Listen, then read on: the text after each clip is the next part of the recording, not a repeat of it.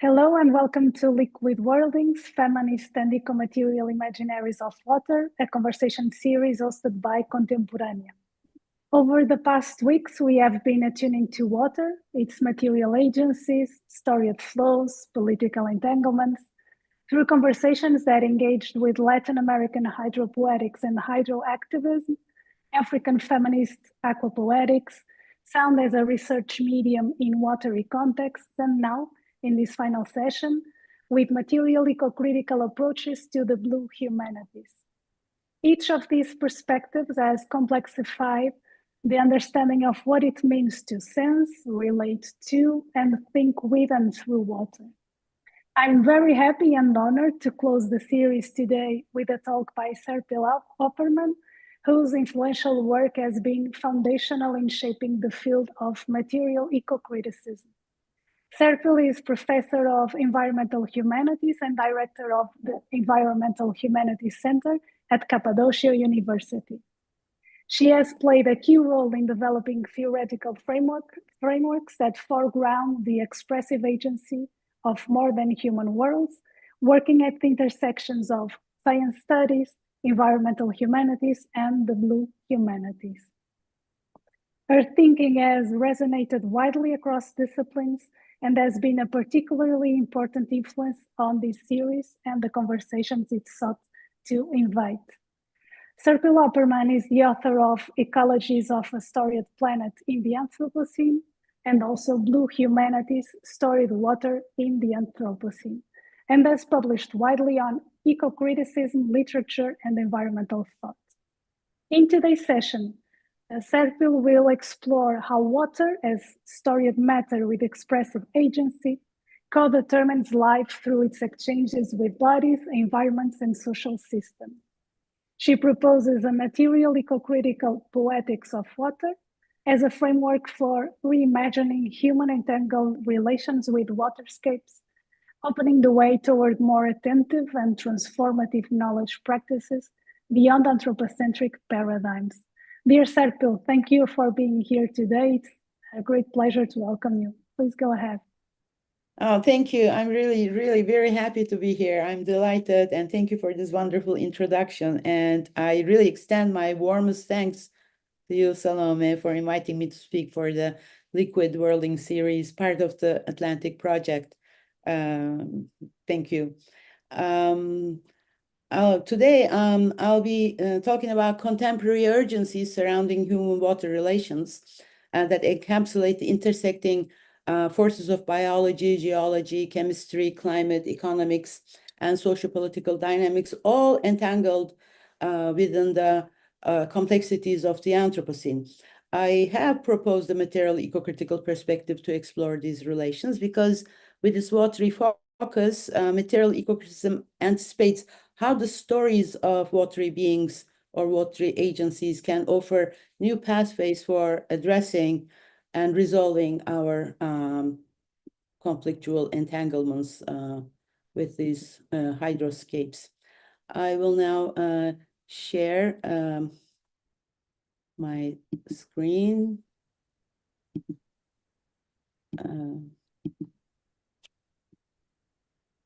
Okay, so let's begin. Like earth and sky, water is a fundamental element that binds the fate and presence of all earthlings, terrestrial or aquatic notwithstanding, in their entangled or entwined journey of life. Whatever lives on this planet is partly water through blood, which is saline water. The fact that the blood of all living beings is a salty fluid suggests an evolutionary continuity between marine origins and terrestrial existence. This salinity, mirroring the ocean's composition, underscores the inextricable link between all organisms and the hydrological systems that sustain them. Therefore, water is a medium of shared vulnerability, a site where ecological injustices and social injustices converge and spill over, and thus water becomes a site of political reckoning and ethical imagination. But beyond its biological necessity, water has a symbolic nature, which has long resided at the heart of cultural practices. Signifying reflections, images, and reveries, water nourishes all terraqueous creativities across time and space. It comprises a tableau on which material imagination plays myriad images, sensual values, and mental states such as fickleness, uncertainty, unpredictability, vacillation, desire, hope, evolution, and novelty. This dual significance arises from water's twofold nature. It is both material and metaphorical. As I have written back in 2019, the sea, especially the sea, the salty waters, is both a physical geographical site and a vast domain of imagination that can never be conclusively charted. Steve Mance, okay, hang on. Steve Mance, who's the founder of the field Blue Humanities, similarly notes, I quote, "Water always overspills the categories we distinguish as literal and figurative, as if this dynamic substance, sometimes fluid, sometimes solid, occasionally vaporous, underwrites our basic human experiences of and ideas about change. Being a physical force and a conceptual medium, water actively shapes our epistemologies, our imaginaries, our histories, identities, futures, and ethical responsibilities, while demanding serious philosophical reflection. Put differently, this simultaneously literal and figurative element invites both a metaphorical submersion in its aesthetic modalities and a critical interrogation of its disenchanted reality, its disrupted life rhythms, and biophysical linkages. Liquid life today struggles to transcend the systems of domination entrenched in the language and mentality of conquest.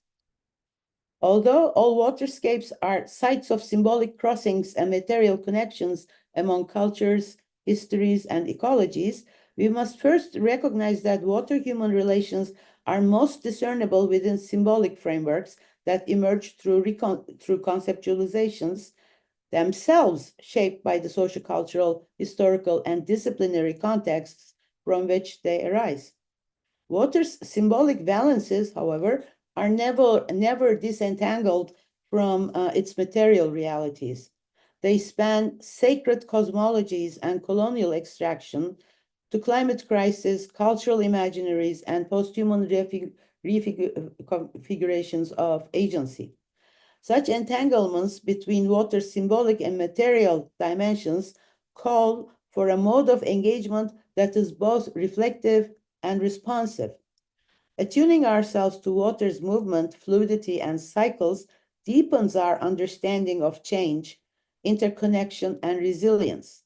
At the same time, acknowledging human role in water's existence requires confronting the ways we alter its flows, degrade its quality, and disrupt its ecosystems.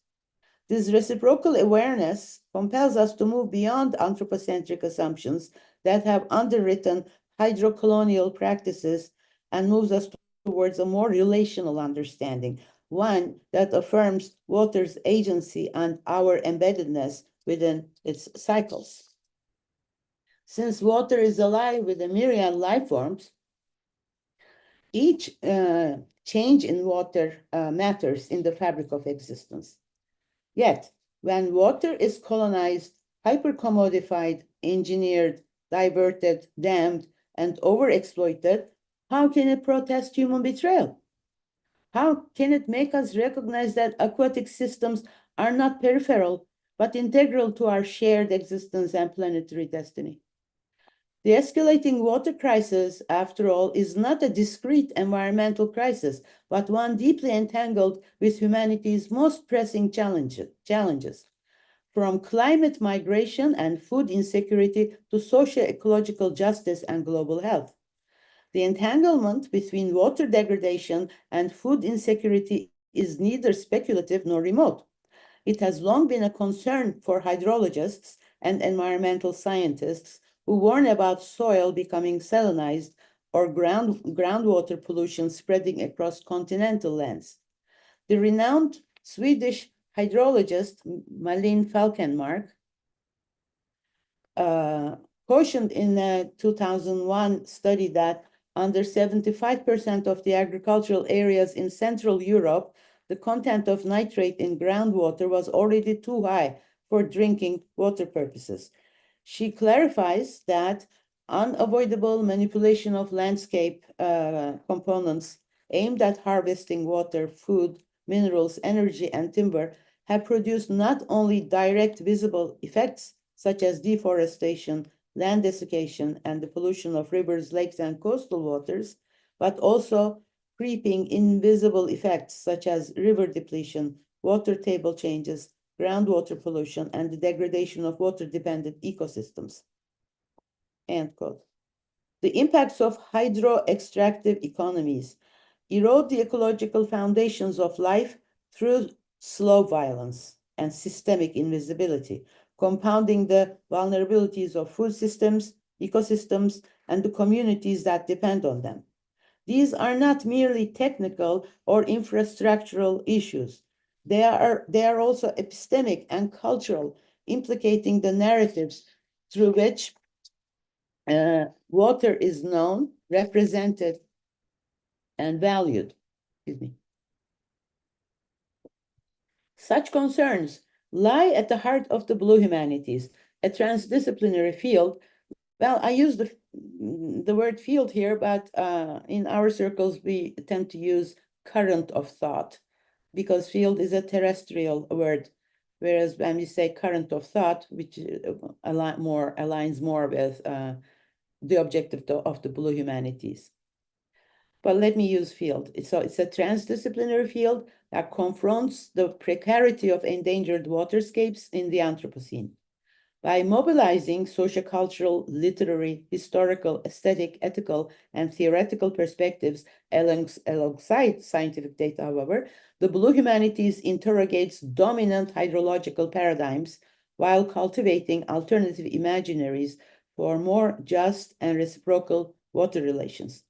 It brings together emergent theories and narratives from the arts and the humanities with scientific insights from marine and freshwater sciences. The complementary use of scientific, cultural, and literary narratives, and also artistic narratives, generates frameworks that are multi-perspectival, ethically attuned, and disanthropocentric. This approach allows the field to reframe planetary waters as matters of urgent concern, not only for their ecological significance, but also for their deep entanglements with human cultures, human histories, and narratives, which together shape the way we perceive, value, and conceptualize aquatic systems. Affirming water's centrality to human cultural reality, Steve Mance again observes that water has long shaped literary traditions worldwide through its metaphorical vastness, especially within literary culture on a global scale.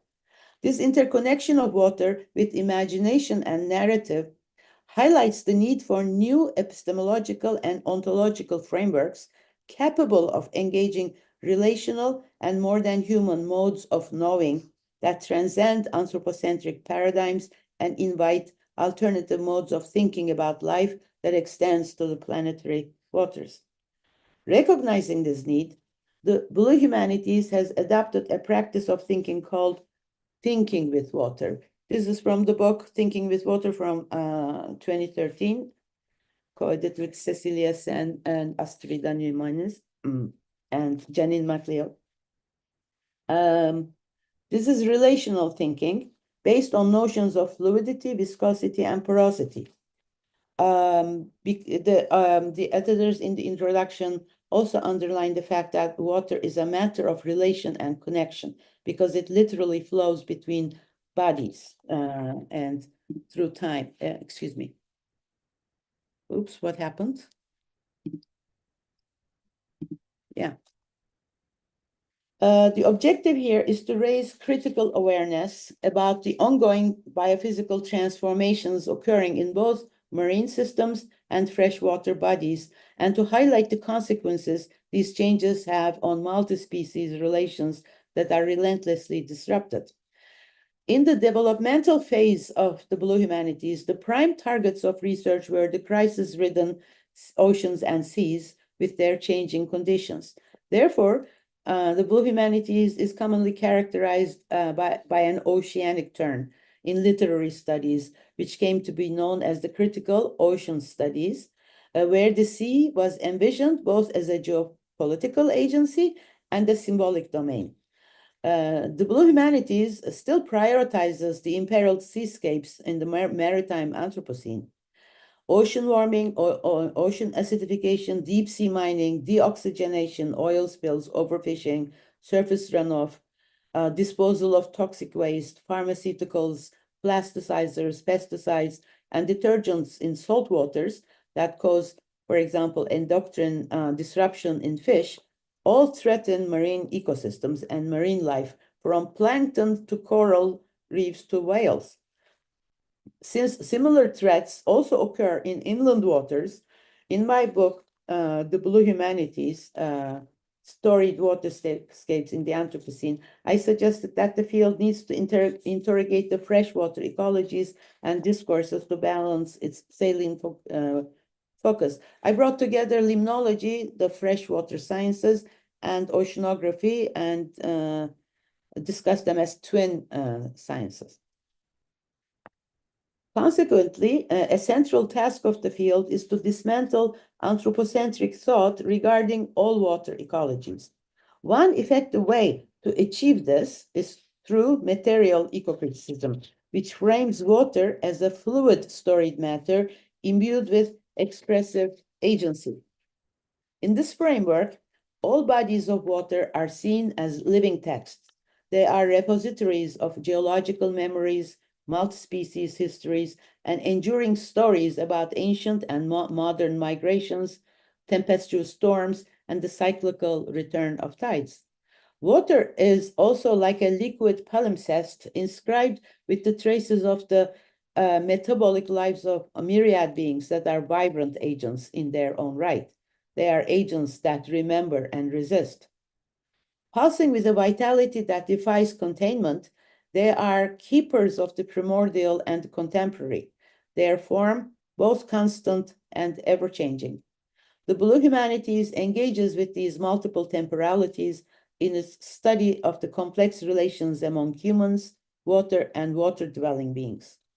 Before I go on to discuss material ecocriticism, let me introduce a Turkish marine sculptor hailing from Turkey's Black Sea region, Mehmet Türkçelik, who established Driftwood Art House in his hometown of Filios, near the Black Sea, where he displays the sculptures crafted from the driftwood carried in by the Black Sea.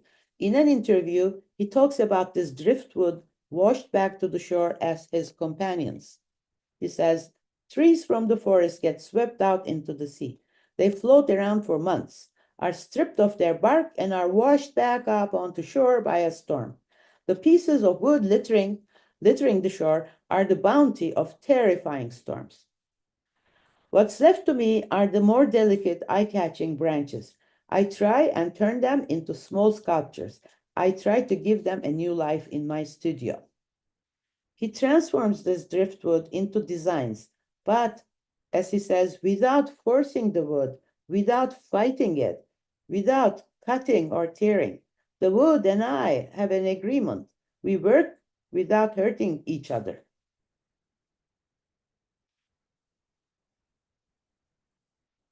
There. This is a theme that only works, he says, if the wood wants it to. So he's talking with the wood and referring to the wood as if it's an agentic, intelligent, sensitive, sentient being. These are his sculptures. But I will also give an example from a visual artist called Katie Holden, who expresses this even better in her essay, Stone Alphabet. She says, the world writes itself. It can read and be read. Just like the air is seething with messages, trees are dipping with secrets. As Holton observes, the world's readability also manifests in wet matter, whose creative impetus generates stories showing its capacity to exercise some degree of expressive creativity. The famous Turkish writer, the Fisherman of Halikarnassus, that's not his real name. He called himself the Fisherman of Halikarnassus, as he lived in Bodrum, the modern name of Halikarnassus on the Aegean coast of Turkey, all his life. He also knew this when he wrote in 1940s, "It is no joke. The sea was talking softly to me." Now, in fact, all these statements epitomize the core vision of material ecocriticism, which claims that matter, wet or solid, is never semiotically inert and therefore inseparable from the field of signification.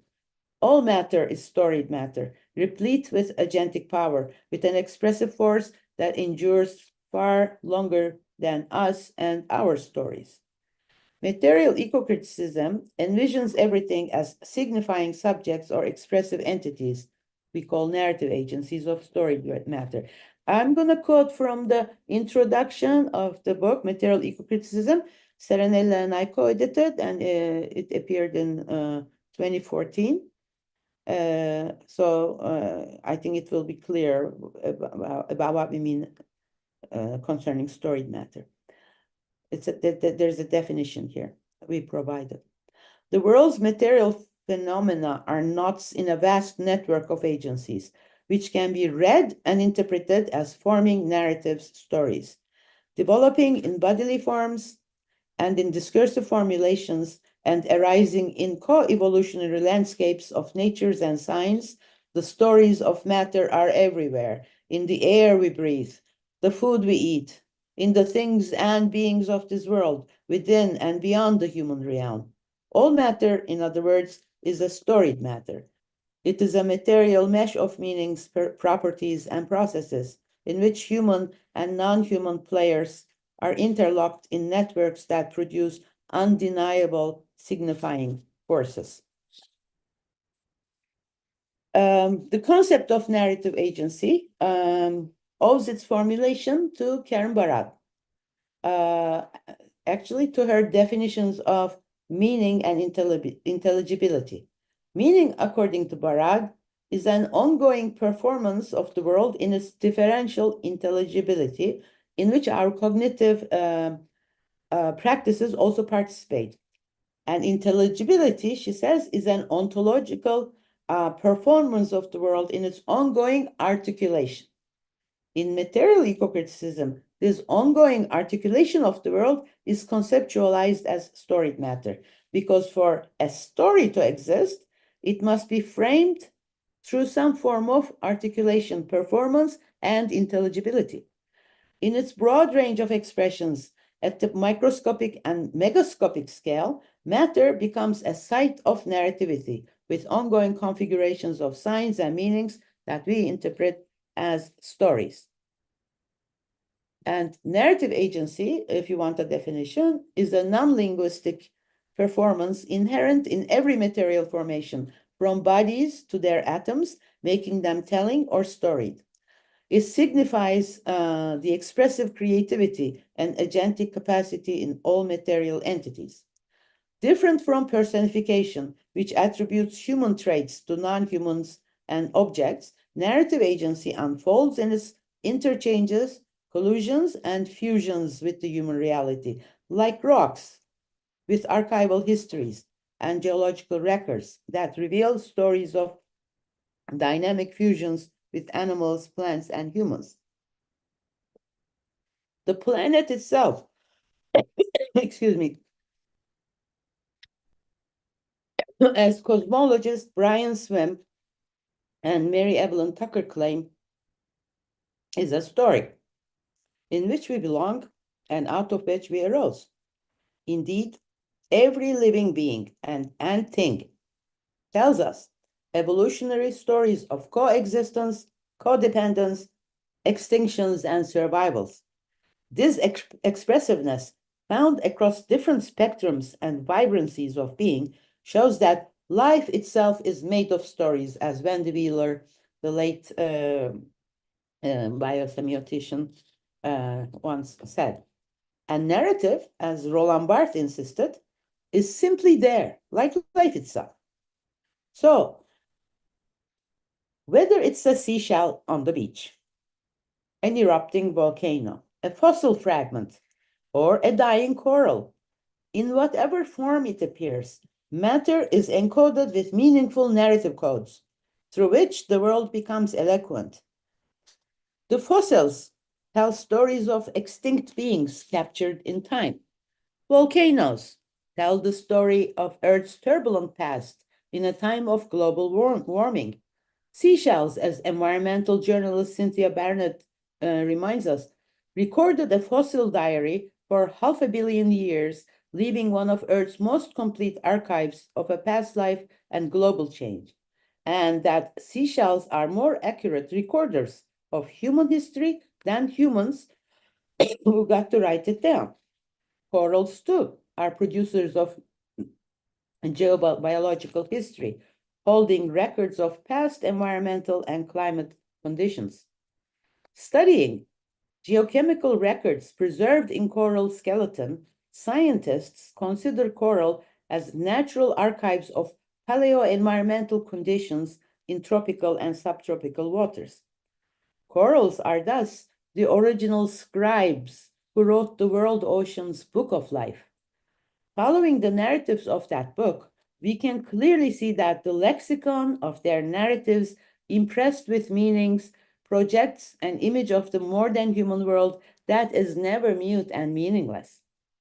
As signifying entities, these narrative agencies urge the human interpreter to think beyond the confines of anthropocentricity, which of course leads to thinking with. So we think with water and all these beings.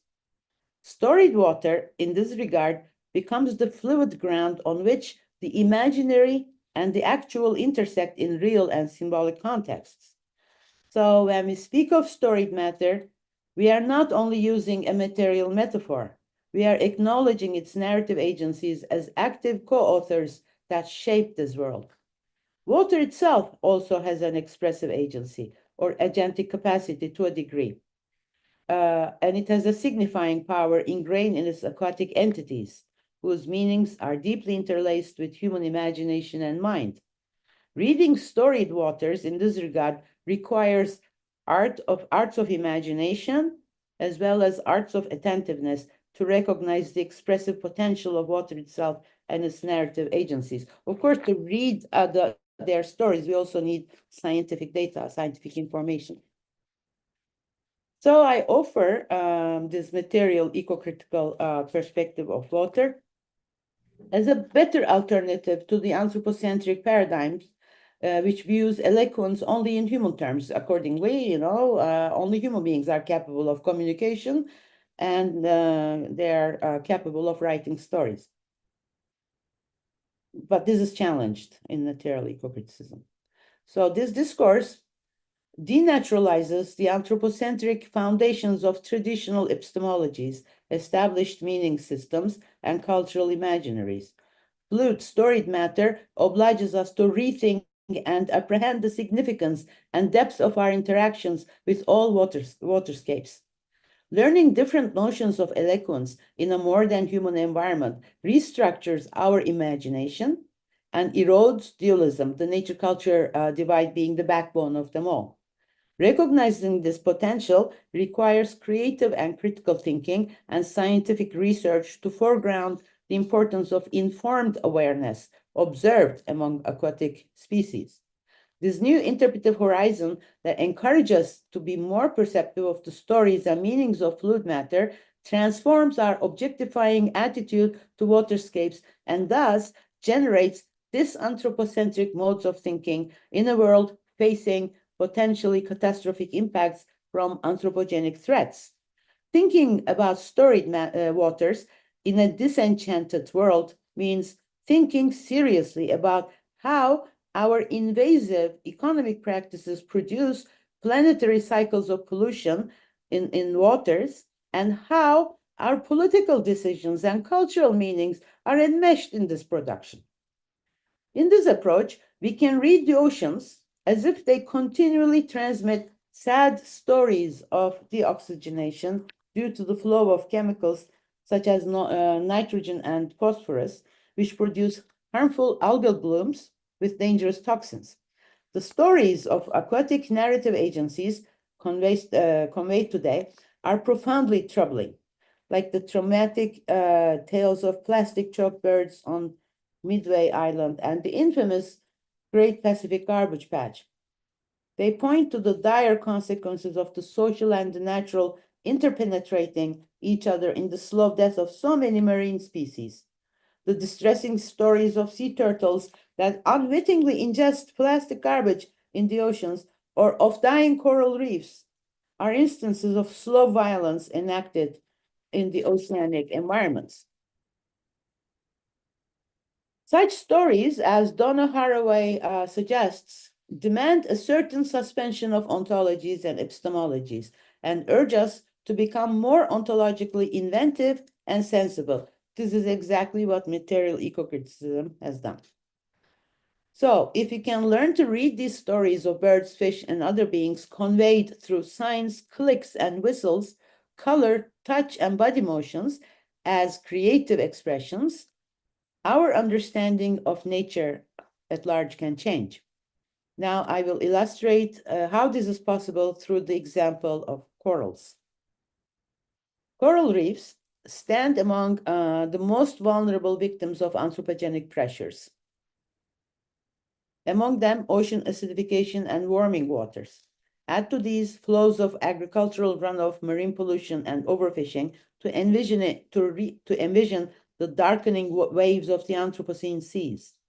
Corals are made of calcium carbonate derived from seawater, and when subjected to acidification in the water, their pH level is inevitably reduced.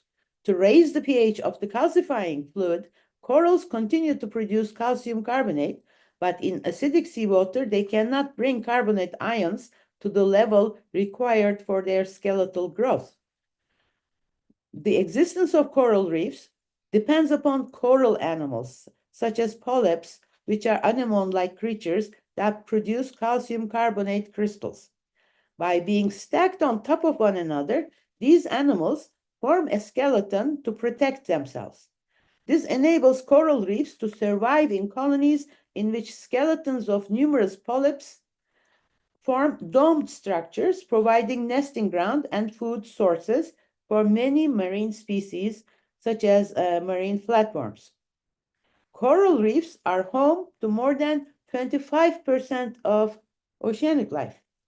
Their story conveys a dynamic life under the ocean's surface where 800 different species of hard coral help marine life thrive. Because coral reefs harbor the highest biodiversity of any ecosystem, they are now facing an existential crisis due to climate change and human-induced threats. Their stories emerge through their dwindling colors as meaningful signs to convey their dying cries. But color is not their primary tool of expression that they use with mastery. They employ a sophisticated repertoire of semiotic interactions to stay alive, communicating among themselves through the exchange of signals that process environmental information. For example, if the seaweed threatens them, corals send out chemical signals to a small gobby fish that immediately detects that signal. They communicate like this, and that gobby fish comes to remove the toxic feed. Without that exchange of information or communication line, the gobby fish wouldn't be aware. According to ecologist Mark Hay, these chemicals constitute much of the language in which instructions of ecology and life in general are written. Although Hay adds humans are poorly equipped to understand the importance of chemical signals among organisms, it is not impossible to decode coral or any other non-human expressions. Choral language is also comprised of effective use of sound for communication. Researchers have recently found evidence of sound-related genes in corals that enable them to receive and emit sound. Using a process called polymerase chain reaction, that is PCR amplification process, to examine coral genes, these researchers, as you see, this is the data, they identified two specific genes which are associated with sound reception or emission in marine organisms, such as sea anemones and freshwater polyps. This was a groundbreaking discovery last year, that corals could produce and emit sounds. And this is how they have documented it. Coral sound emission helps other organisms find their way to the reefs, which is critical in maintaining the health of the reefs threatened by human noise. With these abilities, corals are or become narrative agencies that constitute the collective expressions distributed among their networks of relations. Reading storied corals involves creative perceptions of their habitats, which not only enable better cultural and social cognizance of the precarity of the oceanic systems, but also makes marine species appreciable in new ways. The Great Barrier Reef, again, let's go back. This is the Great Barrier Reef, for example, is a major site of narrativity where the reefs and their inhabitants prompt us to rethink the scope of our deeds and our attitudes. There are 1,625 species living in the reefs. Like you see here, the green turtle, the iconic clownfish, the minke whales, the giant clams with psychedelic colors, the manta rays, they all engage in multisensory communication through low frequency sounds, color display, bodily motions, olfactory cues, visual and auditory signals, chemical exchanges, electrical impulses, and bioluminescence. Such expressions, when read beyond the human gaze, emerge as creative and meaningful semiotic gestures intelligible within the interspecies communities of reef life. As Michel Serres, the French theorist, reminds us, they use a common language necessary to code, to decipher the codes of others, to get decoded by others, to understand, mutate, invent, communicate, exchange signals, process information, encounter one another. Material ecocriticism holds that such expressions can assume narrative voice, revealing their producers as storied beings. Decoding their language can help us see these beings as sentient subjects with inalienable rights, reshaping human-ocean relations toward more just and livable futures. Seeing them as expressive beings that communicate cautionary tales expands our sense of awareness about their entangled fate with the overwhelming presence of human beings. When the oceanic realms enter our awareness through participatory perception, we begin thinking with aquatic species to ensure respect for them. This orientation expands our horizon of meanings to the wider watery environments, urging responsible action as co-inhabitants of a shared world. It allows thinking across human and non-human realms in ways that emphasize the right to survive for all. If something essential needs to be done for these beings, it must begin with acknowledging their agentic capacities and recognize their communicative intelligence and valuing their creative expressions. These are vital steps towards envisioning and enacting transformative changes in the human world, of course. By recognizing the entangled stories of humans and aquatic species within the shifting dynamics of oceanic and freshwater systems under climate change, we gain deeper insight into our transforming cultural landscapes and socio-ecological or economic conditions. And in turn, we come to embrace our moral accountability in shaping more sustainable futures. Finally, I wish to emphasize that a material ecocritical approach holds the potential to inform meaningful policy interventions, ranging from conservation strategies to restoration initiatives, grounded not in a capitalist logics, but in a disanthropocentric anthropocentric understanding of terraqueous relations. The stories of aquatic species matter profoundly. They guide our attention, stir ethical response, and orient us toward action. The urgency of the world demands nothing less. For this reason, I insist that fluid story method be brought to the center of our discussions in the blue and environmental humanities. Thank you for listening. Wonderful, Serpil. Thank you so much for this presentation. Brilliant as always. While people here present think about questions, please raise your hands if you have any or leave them in the chat.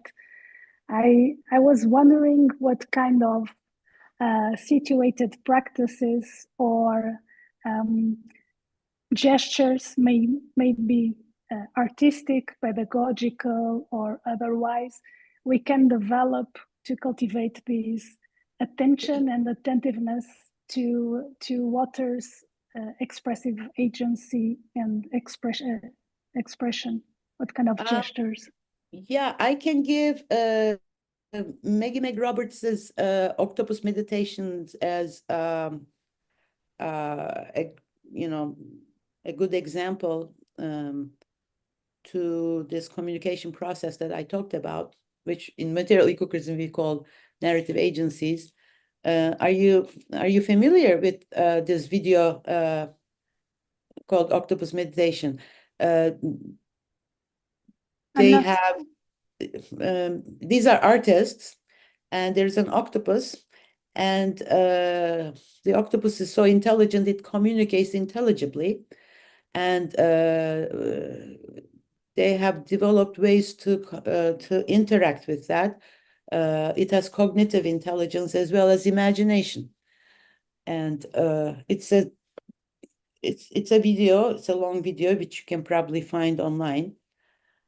This is a situated experience that artists and also scientists. It's a scientific, both scientific and artistic enterprise. That's one of the best examples to how aquatic beings interact, communicate, and exchange information within the environment in order to stay alive. And in this case, the octopus and the human communication interaction was fantastic. Mary Meg Roberts, the artist from Australia. Another one is the Crochet Coral Reef Project that probably everybody knows about. It's a scientific, both a scientific, artistic, and stitching together. It's a worldwide project. It even came to Istanbul to bring attention to the fate of the corals dying in world waters. Intimacy without proximity, right? Exactly. Asunción has a question. Thank you so much for this insightful and very inspiring presentation. I thought your arguments and your presentation about the corals, and as you said, the first scribes of the world, it was so compelling, and the way you developed the argument by showing us this coral bioacoustics with the scientific dimension, together with a reading from the more artistic and photographic presentations, was really inspiring. My question is related to the policy, how can these storied matters of the seas, of water, can influence policy? Because at the same time that we are having this seminar, we know that there's the world is being remapped for deep sea mining because we need this economies transition. are ongoing. Yeah. Yeah. So and you talked about that these insights can help with protection and preservation, and I was wondering if how do you see these storied matters of water influencing the law, like more in water as a subject of the law, if they could, because the problem is like the laws that are being made and what is allowed and not allowed. So and my question comes from the Latin American perspective, where we have water rights and rivers have been granted rights as a subject of law with the communities that live around. You answered your question. Many rivers, of course, Latin America, global South, not Latin America first, and there were others in other parts of the world. They have gained their political rights as like, you know, sentient subjects.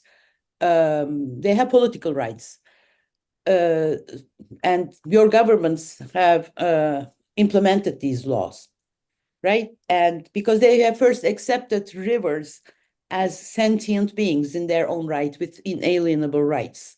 They accepted that. They didn't see river as a body of water separate from us that is there, created for human use. They moved away from that anthropocentric understanding to a more reciprocal relational understanding of our entangled relations with these water bodies. So that you answered your question. If the politicians understand that that all these water bodies and other non-human beings or the more than human world, whether we sometimes find them cute, sometimes we don't like them, sometimes you know, I mean, like when you see a polar bear, you feel it resonates with you, you want to help. But if you see a dugong, it doesn't look that nice. You don't want to help. So we move beyond these aesthetic modalities into more relational understanding of our interactions, our entanglements. Whether these beings are to our liking or not, we need an ethics of care. And if we see them as storied beings, like if we can, like if we say volcanoes tell us stories of global warming, it's different than saying, you know, volcanoes have exploded and caused destruction and, you know, this happened and that happened. But there's a story there. Or if you see corals are telling us stories, how are we going to read these stories? And then we rewrite our own stories that align with the coral narratives. Maybe the politicians will finally come to a realization and recognition that we have gone too far into extractive economies. We have to stop somewhere. And there are those politicians in the world with who have embraced ethics of care and have implemented these laws like in Latin America. And I don't remember the names of the rivers now, but I've written about them somewhere else. Inalienable rights of rivers. They have received subjecthood status, right? Thank you. This is not just an abstract theory, and we come together as scholars and, you know, discuss these things. It has a material dimension, this theory, and it reaches out to political and economic realms too. In that way, it is situated.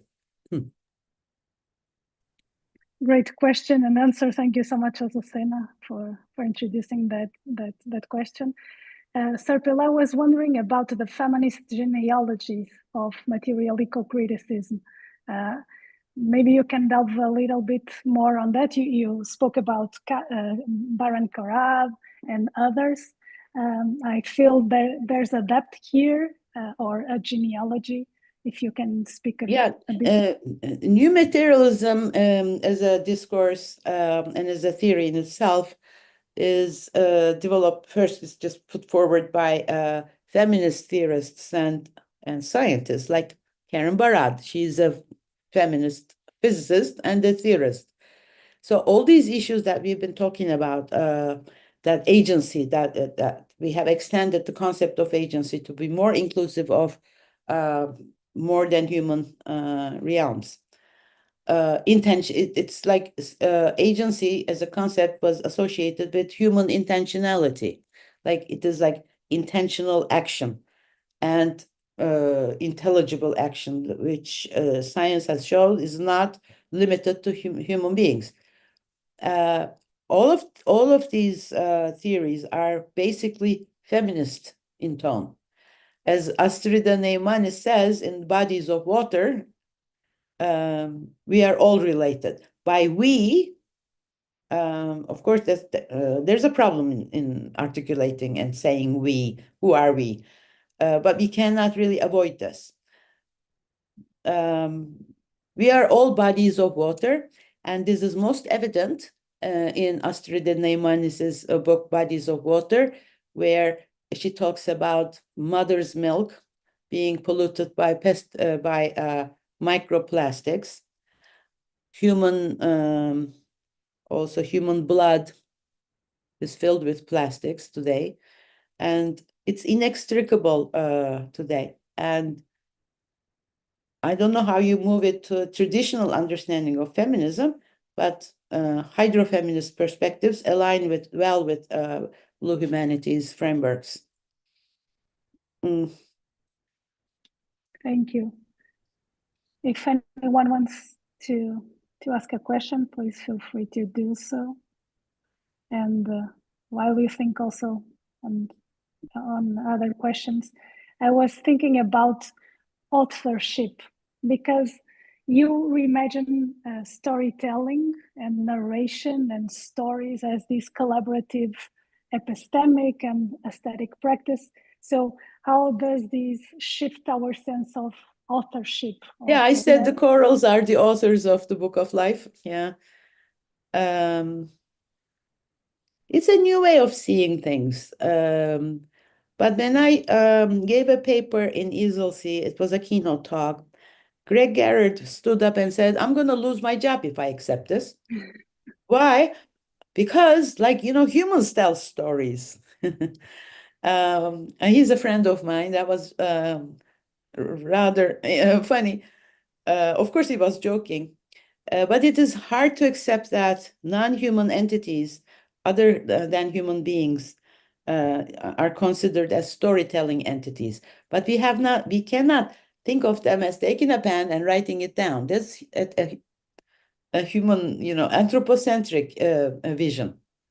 There are myriad ways of telling your stories or communicating. They use chemical signals.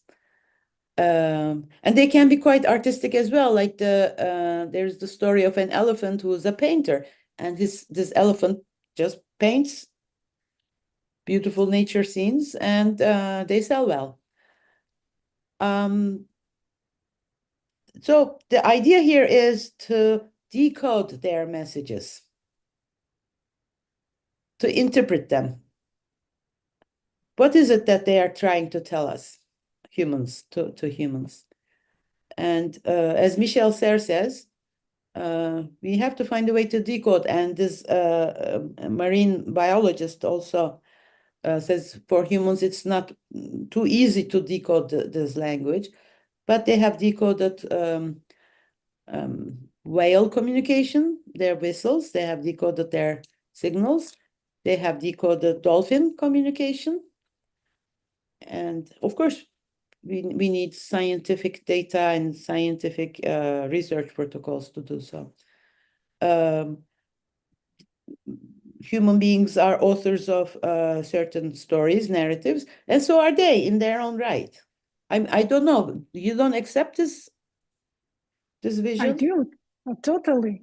I just wanted you to delve a bit more on that. I totally agree. Their stories come into being through us. Of course, I mean, that we cannot deny. There has to be a human being to interpret the story there, right? Yeah, that's why in a way the material turn cannot leave behind linguistics and No. the linguistic turn. So it's it calls for this entanglement of fields to be able to listen to these stories, to read these stories, and to share them also. Yeah, we have to find a way to attune to their stories. Of course, how do you relate to something that is entirely alien, for example, to the human? But there are ways, and there are also like there are hydrovental tubes at the bottom of the ocean at extreme pressures. They thought nothing could live, but there are organisms there, and they do communicate, and they use bioluminescence. So this is something, this sounds and looks very alien to us, but that doesn't discard the idea that we should turn our backs to them. Everything and being in the oceans and in the ecosystems are interconnected. Everything puts something in. Remove one thing, then there is an ecosystemic collapse. So regardless of their cuteness or their ugliness, we have to find ways to decode their messages. And I think this is just pure speculation. I think they're sending us warning signals. Mm-hmm. I was thinking about speculation, not just science studies, the science, but also the role of speculation and imagination in these translations of the language and so we need critical thinking, stories. creative thinking. We need speculative, imaginary ways to engage with these stories. It's speculation in a way. Thank you so much, Serpil. There are several comments here in the chat saying how much this was inspiring to them. Thank you all for attending. We're coming to a close if no one else has a question to ask. So thank you, dear Serpil, for this generous and brilliant presentation. And I must say for the warmth and humor you brought to all our exchanges. And thanks to everyone who has joined us today and throughout the series. It's been a real pleasure to share these conversations with you. I would also like to thank Contemporaneous team, Director Celina Braz, and executive producer Helena Mendoza for their steady support. And although the series comes to a close now, I hope the reflections, the connections, and affects we've shared will continue to unfold and flow, opening up new questions and affinities in unexpected places. Thank you so much. Thank you again for being here and bearing with me. Thank you.